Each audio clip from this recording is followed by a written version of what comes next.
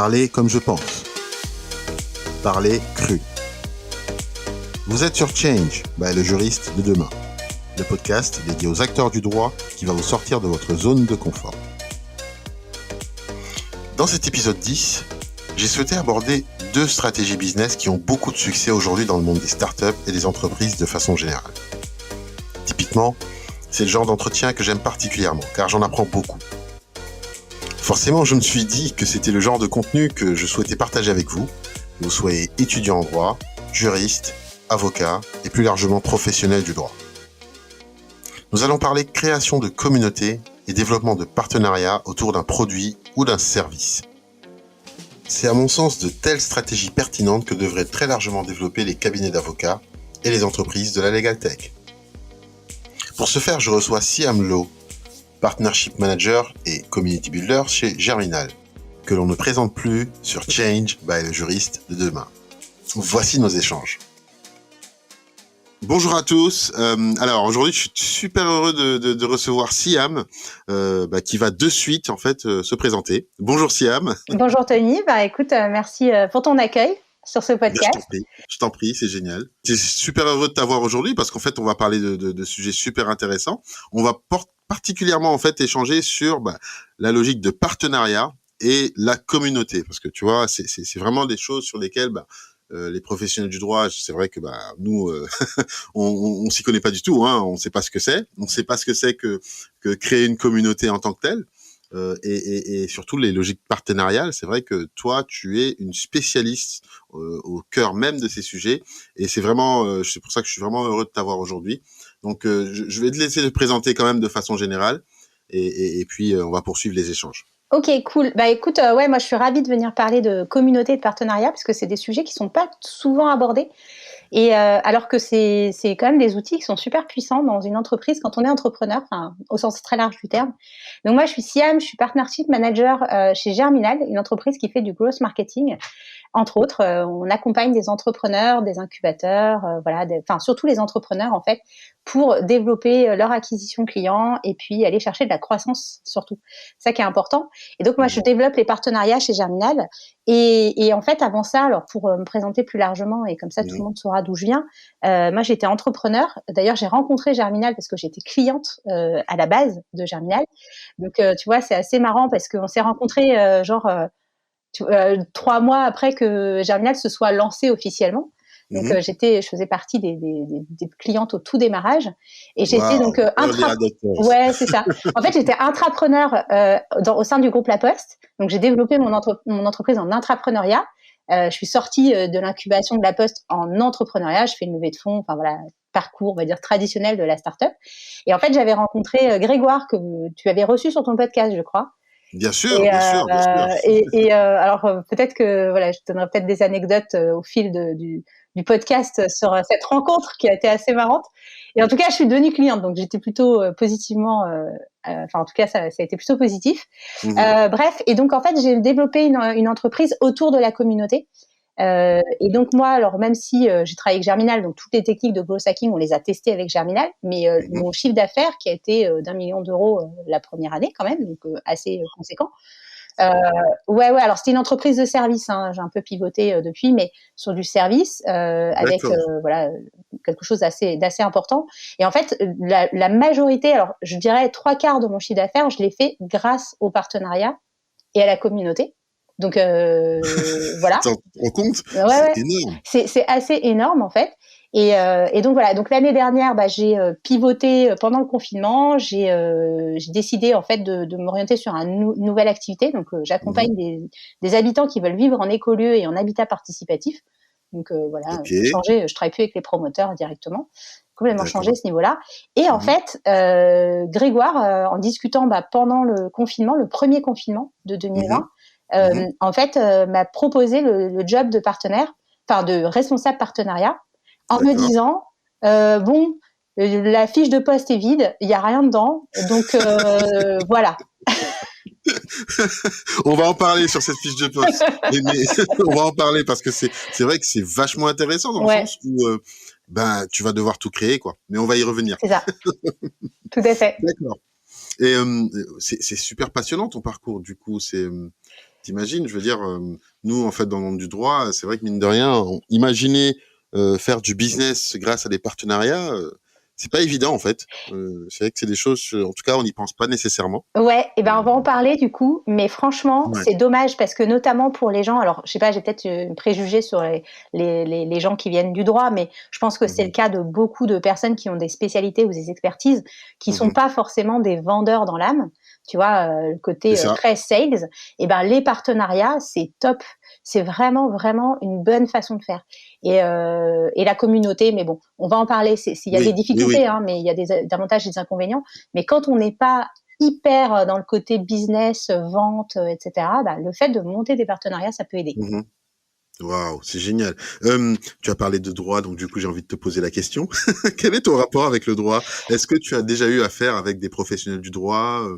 Voilà, comme ça. Si tu as des anecdotes croustillantes à nous raconter. Ouais, non, alors j'ai jamais eu besoin d'avocat pour le moment, mais ceci dit, il D'accord, paraît que il faut dans son package, il faut toujours avoir un bon avocat.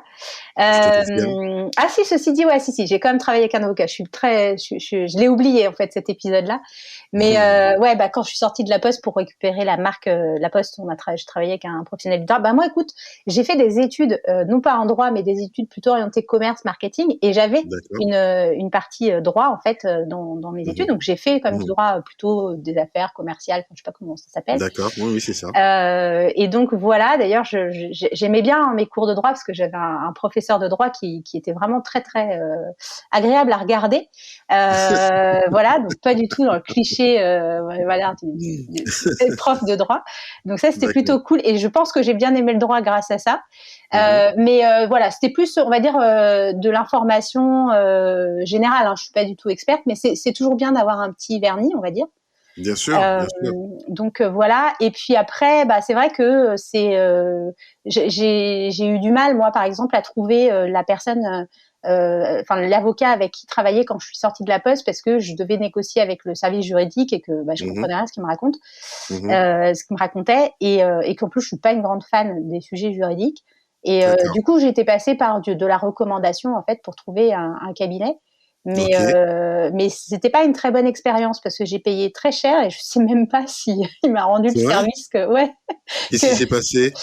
bah du coup c'est très difficile à dire parce que c'est un package d'heures Mhm. D'accord. et donc c'était pour négocier avec la Poste pour la sortie du truc.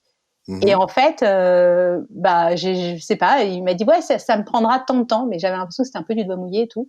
Bon, j'étais un peu dans D'accord. l'urgence, donc j'ai fait et j'ai payé. Mais Mhm. tu vois, encore maintenant, genre 4 ans après, je me dis mais il y avait peut-être un loup là quand même. Donc voilà. Attends, en fait, non, mais c'est vachement intéressant ce que tu dis, parce que tu sais, moi, j'avais écrit un long article sur justement le taux horaire et les problématiques que ça pose, tu vois, entre le client et l'avocat, tout ça. Et c'est vachement intéressant ce que tu dis, parce que tu es en train de pointer finalement une promesse qui a été de dire, bah, je vais régler ton problème sous tant d'heures. Et finalement, en fait, toi, ton problème, c'est que tu n'as pas perçu la valeur, en fait, au final, du travail qui a été effectué. Tu as estimé que tu as peut-être payé trop cher pour la valeur que tu as eue en retour. Ouais, c'est ça, parce que en fait, ce qui s'est passé, c'est que en réalité, on a eu hein, le retour de la Poste, mais bon, je Oui. pense qu'en fait, ce retour-là, je l'aurais eu même sans avocat. Enfin, tu vois, la Poste n'était pas casse-pied à ce moment-là, donc il n'y avait pas de raison qu'il me donne pas. C'était juste pour que je vérifie qu'il n'y ait pas de souci. Ça m'avait fait un peu flipper avec les sujets de concurrence et compagnie. Oui. De la nana du juridique. Donc du coup, je me suis dit bon, je vais quand même me baquer parce que comme je suis pas une experte, mais Mhm. au final, j'ai pas l'impression. Alors, il se trouve que c'était notamment par rapport à la marque. Et comme nous, on a fait un pivot et qu'on a changé avec mon associé, notamment la Mhm. marque, etc. Bon, j'ai laissé tomber en fait. Mais D'accord. voilà, tu vois, c'était plus ça. Je me dis mince, je me suis fait arnaquer par un avocat. Tu Bon, je te rassure, ils sont pas tous, c'est pas, voilà, c'est pas la généralité, hein, Ouais, non, non, mais il était sympa sinon, hein, mais mais bon, voilà, c'est juste ça. Je suis restée sur ce truc-là. Après, ouais, j'ai rien contre les professions juridiques. Je trouve que c'est intéressant d'avoir cette expertise-là Mhm. et du Mhm. coup de bien expliquer. Et j'ai l'impression justement que c'est ça ce qui manque au-delà du fait que ben ils sont pas très visibles parce que pour trouver le bon avocat, etc. Tu vois, c'est pas des professions, c'est comme les médecins et autres qui aiment pas trop les avis clients et compagnie. Donc déjà pour trouver, c'est compliqué. Et en plus, tu perçois pas bien justement ce que ça peut t'apporter. Tu payes, mais pourquoi, comment. Enfin, voilà, c'est quand même une profession qui nécessite quand même beaucoup de pédagogie. Et je trouve qu'il y en a pas énormément aujourd'hui. D'un point de vue d'entrepreneur, hein, là, je parle. Non mais pour quelqu'un qui justement sous-estimait son rapport avec le droit, j'ai envie de te dire là, tu as donné voilà, tu m'as fait une petite masterclass là. Ouais, voilà, je vous ai donné 2-3 points à travailler. Non, c'est vrai, moi je suis en phase avec ce que tu viens de dire, tout est effectivement dans l'articulation, mais non, c'est top, c'est génial, je pense que c'est un bon retour d'expérience que tu viens de nous soumettre là. Alors, du coup, ton job, en gros, explique-nous en fait comment tu as su le créer justement. Donc, si j'ai bien compris, Grégoire t'a donné feuille blanche et t'a dit vas-y, écris ton job, voilà, et voilà, apporte-nous de la valeur. Et comment tu en es arrivé là aujourd'hui? Ouais, alors du coup, bon, il y a eu plusieurs péripéties. Quand moi je suis arrivée chez Germinal, bon, ça, évidemment, Germinal était en train de changer d'activité. Hein. On est passé d'une activité de service en growth marketing à une activité de formation, plateforme d'accompagnement, incubateur dématérialisé. Et on était dans cette transformation-là, si tu veux. Donc c'était dans une période un peu floue.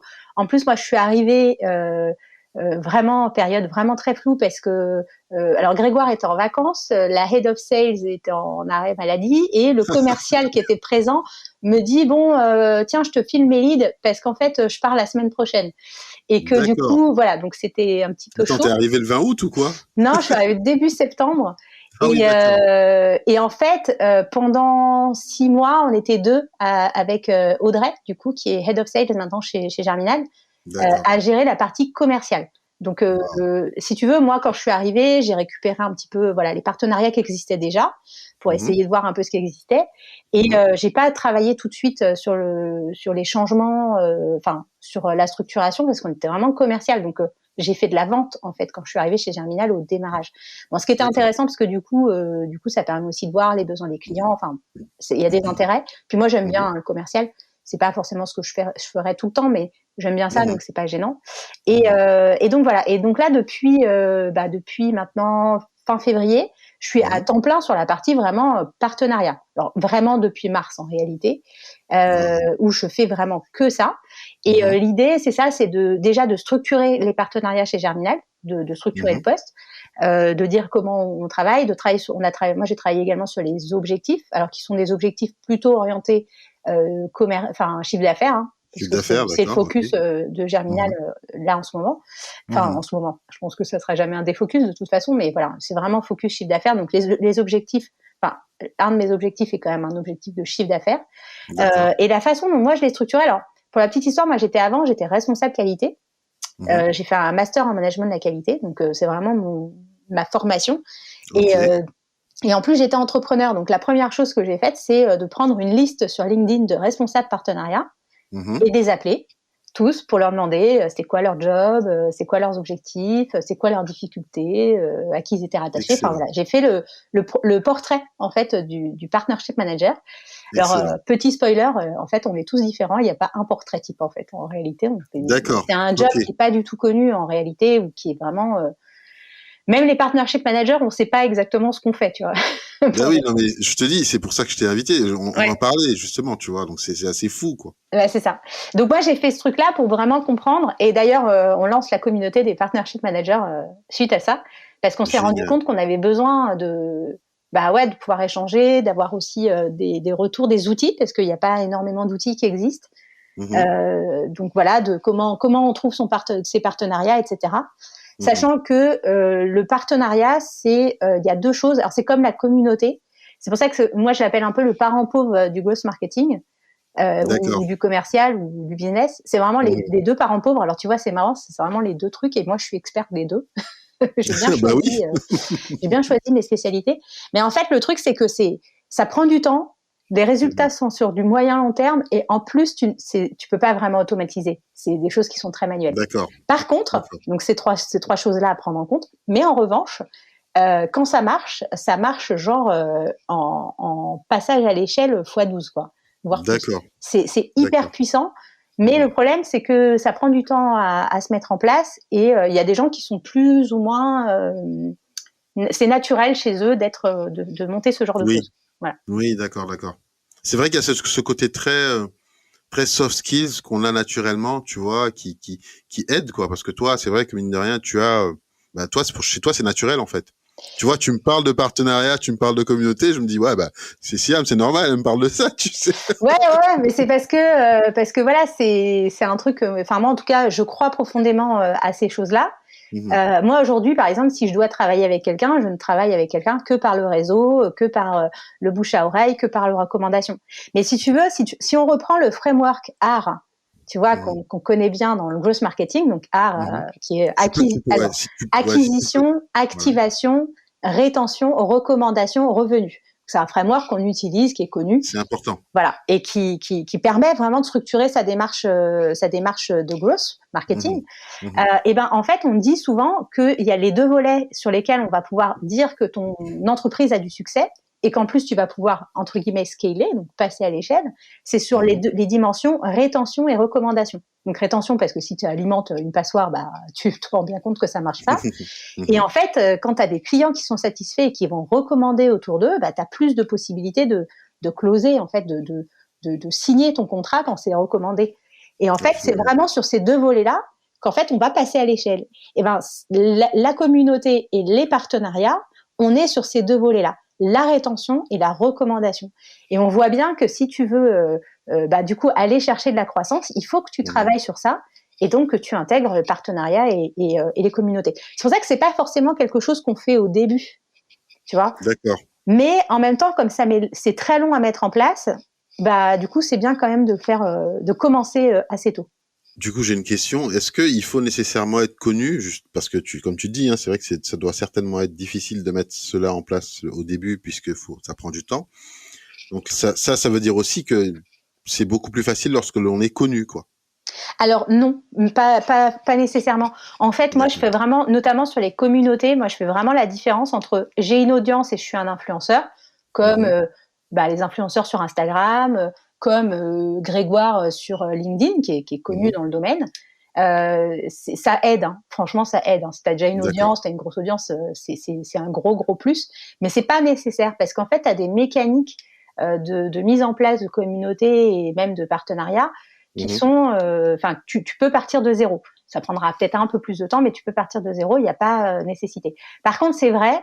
Et d'ailleurs, moi, j'ai été recrutée chez Germinal aussi pour ça. C'est que, bah Mhm. voilà, j'ai aussi un réseau. Moi, je suis ambassadrice pour un programme qui s'appelle She Means Business, qui a été lancé par Facebook en France, où je suis Mhm. bénévole dans ce programme-là, qui est pour Ok. accompagner l'entrepreneuriat au féminin. C'est quelque chose que je fais depuis longtemps. Et Mhm. donc j'ai été recrutée chez Germinal sur ce poste-là parce que j'ai ce réseau-là, parce que enfin, tu vois, je pars pas de zéro Effectivement. là-dessus.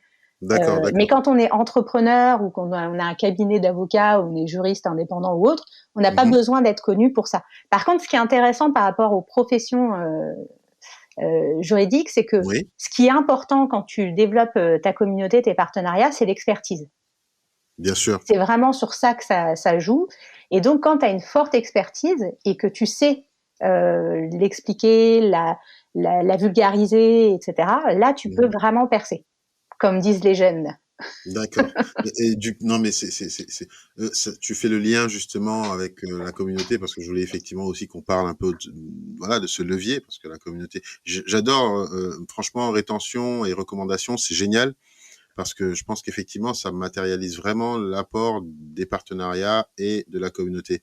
Euh, Parle-moi un tout petit peu du coup de cette logique de voilà de créer une communauté, en quoi ça génère du business, comment ça marche tout ça, ce mécanisme-là en fait, comment tu arrives à toi en tant que pro dans ce domaine-là à justement la faire évoluer et la mettre en œuvre. Alors, la communauté, alors moi déjà, je distingue bien community management de D'accord. community building. Parce que community management, il y a un côté social media manager, j'anime des audiences. Pour moi, tu vois, Instagram, LinkedIn, enfin tout ce qui est Mhm, réseau un peu public, mhm, c'est vraiment de l'animation d'audience. T'as pas une communauté. La communauté, c'est nous qui sommes assis dans une salle, tu vois, en cercle et on se parle. mhm. Donc on est des membres et on se parle C'est entre nous. très important. Voilà. Waouh. Là, la différence que tu viens de faire, elle est capitale parce Ouais. que c'est vrai qu'il y a beaucoup de personnes qui ont tendance à penser que avoir un community management dès lors qu'effectivement on a du trafic ou du flux sur ces différents réseaux, bah, ça veut dire qu'on a une communauté. Mais en réalité, non, tu Ouais, vois. c'est ça. En fait, la communauté, c'est vraiment ça. Et l'audience, que par exemple sur Instagram, on voit bien, hein, je suis assise dans une salle de théâtre et je regarde la scène et je vois des gens sur scène. Alors que la communauté, la construction de communauté, elle est vraiment dans le sens où les membres sont connectés entre eux. Et en fait, là, il y a des mécaniques. Alors, on n'est jamais vraiment sûr que ça va prendre. Mhm. Il faut évidemment avoir du contenu de qualité. Bon, ça, c'est valable aussi en community management, hein. Si Ouais. c'est possible que les gens mettent plutôt du contenu de qualité, effectivement, quand on regarde un petit peu les influenceurs de la télé-réalité, on se dit c'est pourri, mais comme contenu, mais ça marche. Bien Bon, sûr. pourquoi pas. Mais si tu veux construire une communauté, il faut que le contenu soit de qualité. Si tu veux faire une audience et faire du buzz, ouais, pas de Mhm. souci, va sur du contenu pas de qualité, il y a pas de souci. Enfin, je sais pas, c'est pas un jugement, hein.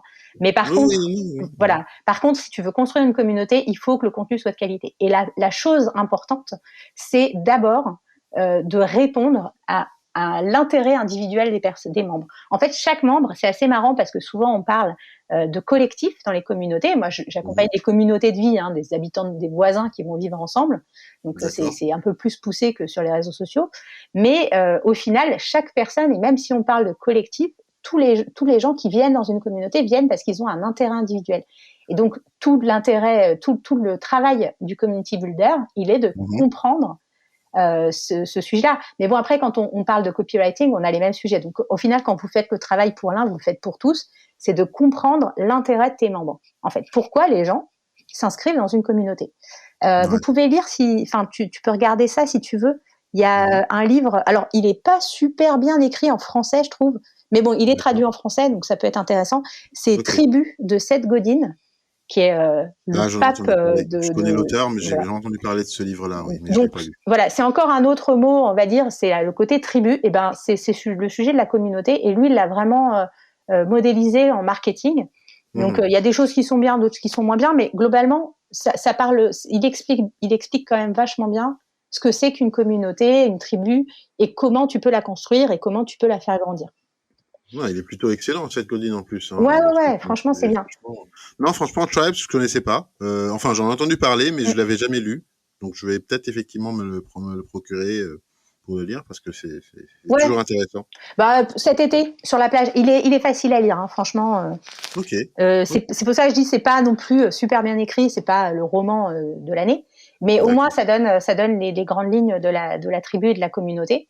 Et en fait, alors pour la partie acquisition, par contre, pour avoir des clients via sa communauté, c'est Mhm. assez compliqué. Mhm. Si tu, déjà, c'est difficile quand tu n'es pas toi-même animateur de la communauté. Alors il faut faire attention à l'effet gourou, on va dire, mais malgré tout, c'est vrai que ça marche bien quand c'est toi qui anime la communauté, que les gens te voient encore une fois, hein, comme un D'accord. expert. Les gens D'accord. vont te voir comme un expert et donc potentiellement te faire confiance. Et du coup, donc c'est pour ça que c'est important aussi d'apporter beaucoup de contenu gratuit, d'informations, etc. Bien sûr. Donc ça, c'est le premier point. Et après bon, il y a toute une stratégie à mettre en œuvre. Alors, je pense pas qu'on ait le temps de tout détailler ici. Non, Euh, on pourra l'évoquer rapidement parce que j'ai un point effectivement où c'est un peu une logique de cas pratique, mais vas-y, je te laisse poursuivre. Ouais, non, mais après, voilà, il y a la stratégie. Donc, c'est quoi la stratégie de contenu? Il y a une stratégie aussi de plateforme. Comment je parle à mes membres? Mhm. On n'est pas obligé, quand on parle de communauté, c'est vrai qu'on a tendance à penser, voilà, à ces côtés influenceurs Insta ou YouTube où tu as beaucoup d'abonnés, beaucoup de followers. Mais Oui, en oui. fait, ce qui fonctionne bien aujourd'hui en termes d'acquisition, c'est les micro-communautés. Le fait de Mhm. ne pas être beaucoup. Mhm. Tu vois, 100 000 followers, tu peux pas dire que c'est une communauté parce que c'est compliqué en fait à gérer. Mhm. Les membres se connaissent pas tous entre eux, etc. Et donc c'est pour ça que c'est important de plutôt partir. C'est pour ça que même si on n'est pas connu, même si on n'a pas beaucoup de followers, on peut quand même C'est animer une possible. communauté. C'est possible. D'accord. Donc voilà. Et après, Ok. la communauté, par contre, elle est pas là pour faire de l'argent. Donc Mhm. tu vois, on est là pour Ah, quelque chose de plus grand que nous. Tu vois, bien sûr, plus bien grand sûr. que ce qu'on peut être. Et l'argent, elle est pas là pour faire de l'argent. Par contre, tu peux t'appuyer sur une partie de ta communauté qui va devenir client ou te Mhm. recommander aussi. Et donc ça, ou alors devenir des ambassadeurs aussi de ta marque. Voilà. Après, il y a plusieurs stratégies, on va dire, à mener avec la communauté. Mais c'est vrai que si demain tu lances une plateforme e-commerce et que tu dis tiens je vais vendre à ma communauté, ça marche pas bien. Un petit break pour rappeler que ce podcast est sponsorisé par le Juriste de demain, une plateforme qui propose des cours en ligne et parcours certifiants permettant d'acquérir des compétences business, technologiques et soft skills dans l'industrie du droit. N'attendez pas, la création de compte est totalement gratuite. Rendez-vous sur lejuristededemain.com. C'est passionnant. Tout ça pour dire qu'effectivement, je dis aux auditeurs, parce que Siam, elle donne son cours justement, elle propose un cours sur la communauté au sein de l'antichambre de Germinal. Donc, je vous invite éventuellement, effectivement, tous à aller voir ce cours qui est passionnant, comme vous l'entendez. C'est vraiment intéressant. Quelles sont les difficultés en fait du coup que tu rencontres dans ton métier au quotidien aujourd'hui? Alors le partnership manager, en fait, je dirais que c'est pas. Alors moi, c'est pas forcément une difficulté que j'ai aujourd'hui. Par contre, c'est une difficulté qu'on voit chez les responsables partenariats. Moi, j'ai pas cette difficulté forcément aujourd'hui parce qu'en fait, la structure Germinal, elle fait que on travaille tous en télétravail. Donc, on a mis déjà en place énormément de choses pour resserrer les liens et faire en sorte que tout le monde se sente inclus dans l'équipe parce que on travaille en partenariat. Par contre, c'est vrai que le partnership manager, l'ADN du job, c'est d'être à l'extérieur, c'est d'aller parler avec les partenaires, c'est d'aller. Moi, j'anime des ateliers chez mes partenaires. Je parle avec eux, je discute avec leurs entrepreneurs. Enfin, je suis chez mes partenaires et du coup, il faut souvent savoir se ramener à l'intérieur de l'entreprise, tu vois, pour ça. Et c'est vrai que c'est un peu compliqué. La deuxième chose que j'ai pu voir, c'est aussi le fait les gens en interne dans l'entreprise savent pas ce que tu fais. Alors, ça, c'est normal, parce que déjà, comme je te disais tout à l'heure, nous, les responsables partenariats, on n'est déjà pas complètement alignés. On sait pas tout à fait ce que c'est que les partenariats. On doit le construire, donc ça, c'est génial. Moi, j'adore construire les choses, donc c'est top. Mais c'est vrai que du coup, pour expliquer ce qu'on fait, c'est compliqué. Alors nous, donc chez Germinal, encore une fois, le choix qui a été fait parce que c'est une stratégie de l'entreprise de dire, en fait, il y a un objectif, c'est le chiffre d'affaires. Bon, ça c'est facile, tu vois. C'est facile de dire, moi je fais plein de trucs sur les partenariats qui sont top, qui fonctionnent super bien, mais au final, ce que je communique à l'équipe, c'est voilà, j'ai fait tel chiffre d'affaires avec tel partenaire, on a fait ça, et au moins ça permet de montrer qu'il y a un vrai impact pour l'entreprise.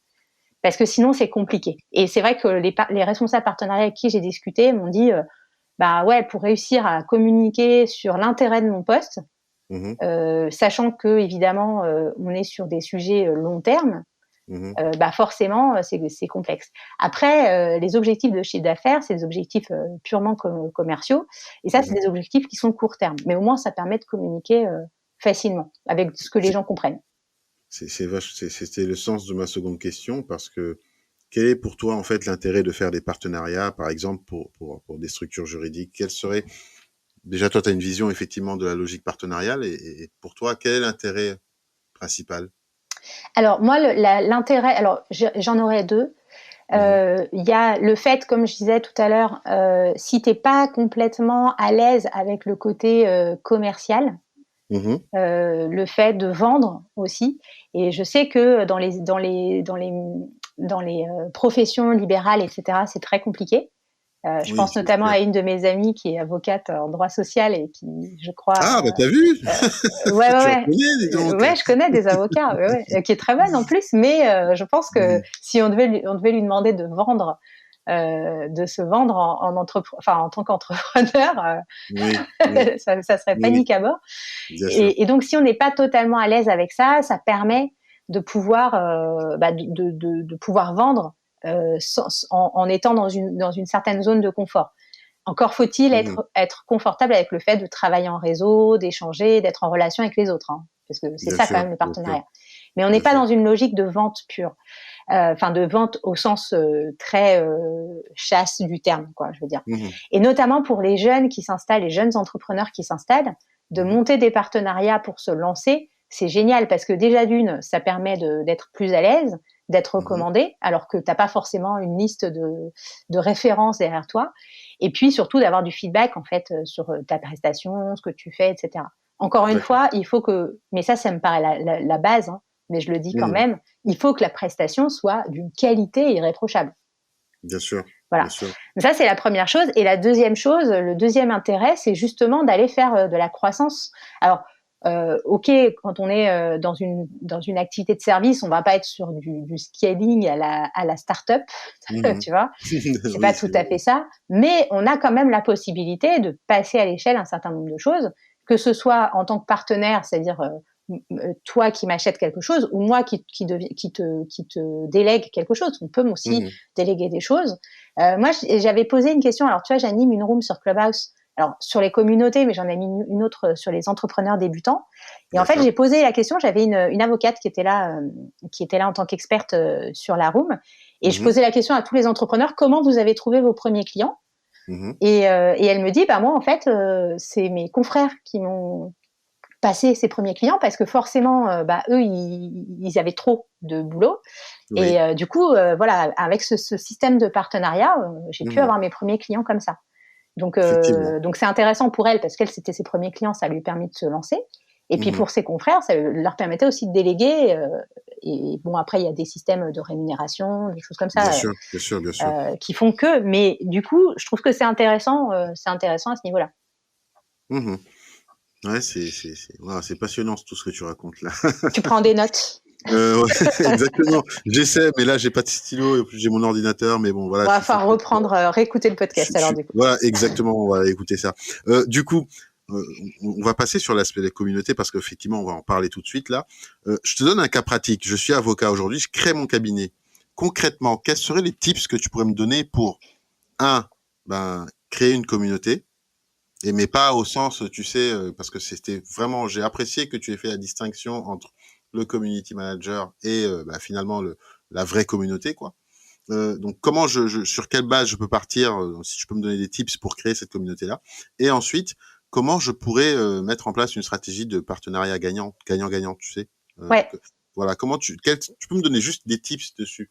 Alors, en fait, sur la création de communauté, si je suis avocat ou profession juridique, la première chose, elle est de se poser, c'est quelle est la problématique que vous voulez adresser. Il faut vraiment être hyper spécifique. Alors ça, c'est un cas qu'on rencontre d'ailleurs régulièrement auprès de tous les entrepreneurs. Hein. C'est de se dire, moi, si je choisis une problématique, ça veut dire que je renonce à toutes les autres. Et donc, je risque de pas avoir assez de clients. Ça, c'est pas forcément la bonne façon de penser. Il faut se dire, OK, moi, je vais adresser une problématique et une seule. Et en fait, c'est cette problématique-là que j'adresse. Donc, essayez de voir peut-être les problématiques, les sujets qui vous intéressent déjà. C'est peut-être une première chose. Quel sujet m'intéresse. Et puis aussi, regardez quels sont les problèmes de vos clients, en fait, potentiels. Donc là, il y a tout un travail, alors une technique aussi pour aller écouter ses clients, voir de quoi ils ont besoin, etc. Donc, moi, je conseille d'utiliser les groupes Facebook, d'ailleurs, pour aller voir les questions que les gens posent. Donc, je sais pas, par exemple, imaginons, je suis avocate spécialisée dans tout ce qui est immobilier. Je vais aller faire un tour dans les commentaires des groupes Facebook dans l'immobilier pour voir les problématiques que rencontrent les gens. Donc, soit des professionnels, soit des particuliers qui rencontrent des problématiques liées au droit. Et puis, je me dis, OK, c'est cette problématique-là que je vais adresser. Je développe un certain nombre de contenus autour de cette problématique-là. Je développe mon expertise, comme ça les gens me voient comme une experte de ce sujet-là, sachant que je crois que j'avais entendu dire qu'il faut 300 heures en fait pour devenir une vraie experte d'un sujet. Donc c'est pas énorme, 300 heures finalement. Ok, et ensuite, alors après on utilise des plateformes. Moi je conseille aussi les groupes Facebook, c'est une plateforme qui est facile. C'est facile aussi en B2B. Tout le monde est sur Facebook, en tout cas pas les plus jeunes peut-être, mais voilà. Et ensuite je crée un groupe Facebook privé où je vais parler en fait et j'engage en fait la conversation autour de cette problématique et j'amène du monde sur ce groupe pour pouvoir faire grossir cette communauté.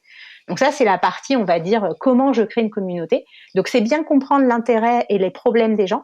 C'est quoi le problème en fait qu'on adresse, développer son expertise sur ce sujet-là et ensuite en parler avec des membres. Donc, on n'est pas obligé d'être 12 000 au démarrage, on peut être juste une centaine et on commence à échanger sur ces sujets-là. Donc, donc voilà. Pour les tips sur Facebook, ben, du coup, ça se passe dans l'antichambre parce que j'explique bien Oui. comment faire grossir ces groupes, etc. Facebook et compagnie. D'accord. Et du coup, voilà. Donc ça, c'est sur la partie, on va dire, communauté. Et encore une fois, alors moi, ce que je conseille, c'est à un moment donné d'avoir 3 niveaux de réseau. Un réseau public du type Instagram, LinkedIn, page Facebook pour diffuser. Donc ça peut être aussi ça peut être aussi YouTube. Enfin voilà, après vous choisissez votre Oui. plateforme. Une D'accord. plateforme que moi je nomme semi-privée. Donc les groupes privés sur Facebook, un forum plus ou moins privé, on a ce genre de Une choses, room Slack et privée, compagnie. ouais, notamment sur Clubhouse. Voilà. Et ensuite, vous avez les groupes privés, donc qui vont être du WhatsApp, qui peuvent être du forum privé, qui peuvent être des groupes secrets sur Facebook.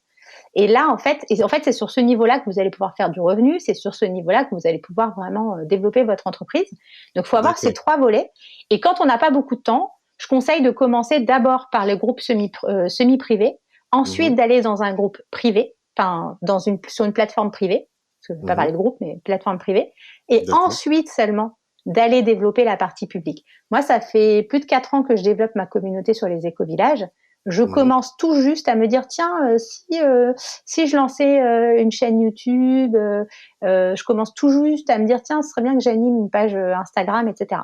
J'ai d'abord développé la partie semi-privée, la partie privée parce que c'est là où je gagne de l'argent, et ensuite la partie publique pour aller chercher de l'acquisition et du coup utiliser toutes les techniques de growth marketing qui vont bien. Wow. Donc ça, c'est sur la partie communauté. Après, sur la partie partenariat, alors là, il y a plusieurs façons de faire. Moi, ce que je conseille, c'est d'abord de regarder les partenaires qui ont une audience proche de la vôtre. Donc, celle que vous voulez cibler. Et donc, de sélectionner vraiment ces partenaires-là. Ensuite, de regarder si ça fit, si ça match, je sais pas comment le dire, mais au niveau culture. Que ça marche bien, qu'on est en termes de process, on soit aligné parce que, si moi je suis une petite boîte et que je commence à, alors ceci dit, je l'ai fait en termes de partenariat parce que je travaille avec des gros promoteurs, mais c'est vrai que par exemple à un moment donné, quand j'ai Vinci qui m'a sollicité, je me suis dit oh là, c'est trop énorme pour moi, ça va pas aller. Donc voilà, donc d'aller sur le fit culturel et alors moi je marche beaucoup à la personne, donc forcément c'est pour ça que je disais c'est très manuel.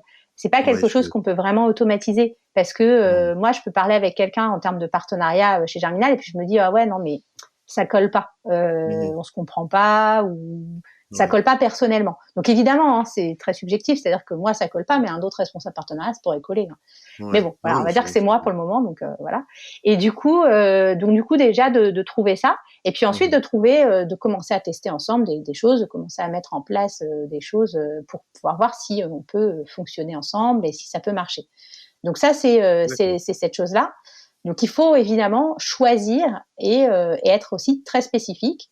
Par contre, petit warning, on va dire, sur les partenariats. Donc, moi, c'est le cas notamment chez Germinal où je choisis un petit nombre de partenaires où il faut qu'on travaille faut que ce soit pérenne. C'est pas un coup comme ça de temps en temps. C'est un truc sur lequel on travaille sur le long terme. Par contre, les partenariats, c'est quand même du travail de long terme.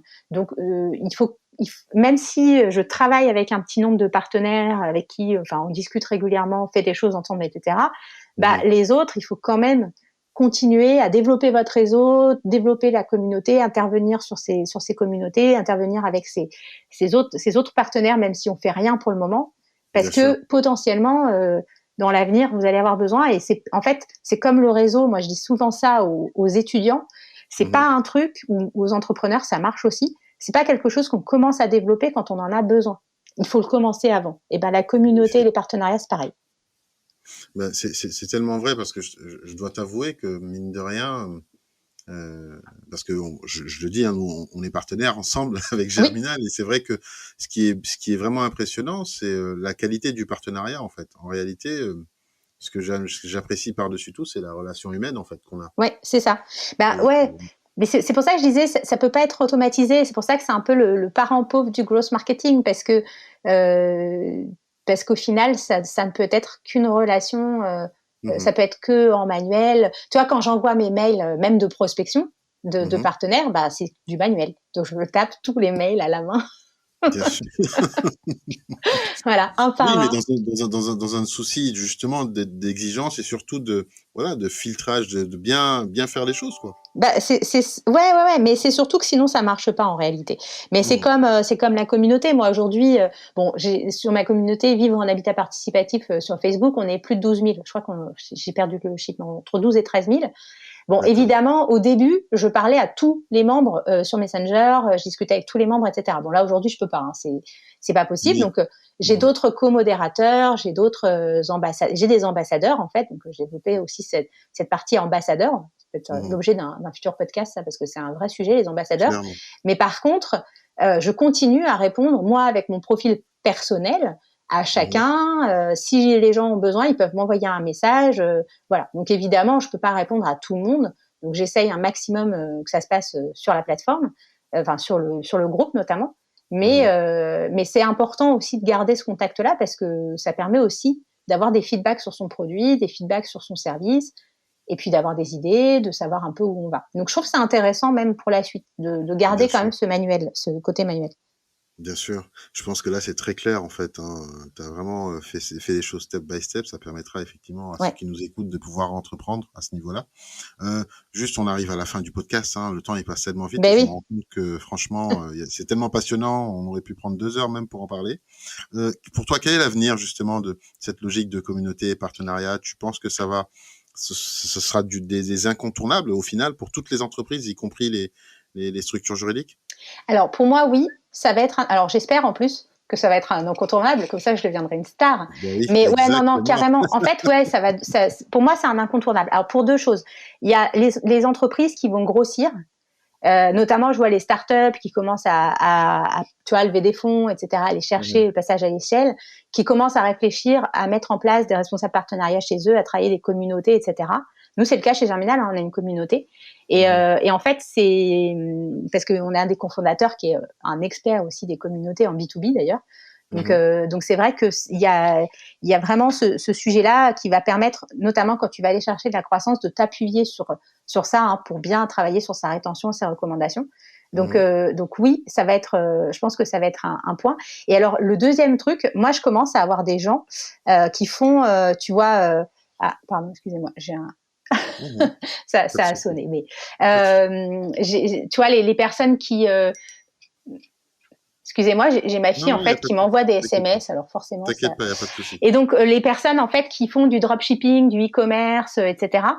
Mmh. Qui me contactent en me disant j'aimerais bien avoir des informations sur les sujets de communauté parce que en fait moi tu vois aujourd'hui tous mes trucs communauté donc maintenant je fais de l'infopreneuriat hein, c'est Mmh. vraiment de la formation et en Ouais. fait je ne fais aucune publicité Facebook. Mon acquisition Waouh. est totalement organique, donc ça me coûte un peu de temps d'animation, etc. Quoique maintenant j'ai Mmh. délégué la partie contenu. Depuis que je suis chez Germinal, j'ai délégué la partie contenu. D'accord. Donc voilà, donc je paye effectivement quelqu'un qui me gère le contenu, mais au final, avec les ambassadeurs, la plupart sont bénévoles et tout. Moi, l'acquisition sur ma communauté, elle est de zéro. Vraiment, 0 € à part voilà un peu de temps, etc. Waouh. Alors que OK. justement, j'ai pas mal de gens sur la partie dropshipping, e-commerce, etc., qui passent énormément de budget Mmh. sur leur formation, Mmh. sur Facebook notamment, et qui me disent mais en réalité, si je pouvais faire un peu d'acquisition organique, ce serait quand même top, parce que c'est vrai que c'est pas notamment ceux qui sont en side project, tu vois, qui ont vraiment ce Bien projet un sûr, petit peu à côté, qui me bien disent bah sûr. en fait, tu vois, c'est un peu du parcours quoi. Tu prends comment dire, tu fais une formation et après c'est bon, tu peux pas revendre, il y a pas de rétention en fait sur leur business, ce qui est Ouais. très bien aussi. Mais du coup, leur Mmh. acquisition leur coûte énormément. Et donc, il faut vendre beaucoup de formations pour y arriver. Alors que moi, tu vois, j'en discutais notamment avec une personne il n'y a pas très longtemps, où là, je Mmh. me dis, tiens, je vais peut-être essayer un petit peu de faire un peu de Facebook Ads, etc. Alors, Mmh. surtout pour tester l'antichambre, Bien tu vois, parce que je me dis, voilà, alors moi je teste, enfin on est plusieurs hein, d'ailleurs chez Germinal à tester l'antichambre, bien bon, sûr, ça permet aussi de savoir de quoi on parle, mais du bien coup je me sûr. dis, tiens, je vais peut-être faire un peu de publicité sur Facebook pour tester ça, mais bon, Mmh. j'en ai pas besoin en fait pour que ça fonctionne. Moi, mon acquisition est organique, donc c'est bon.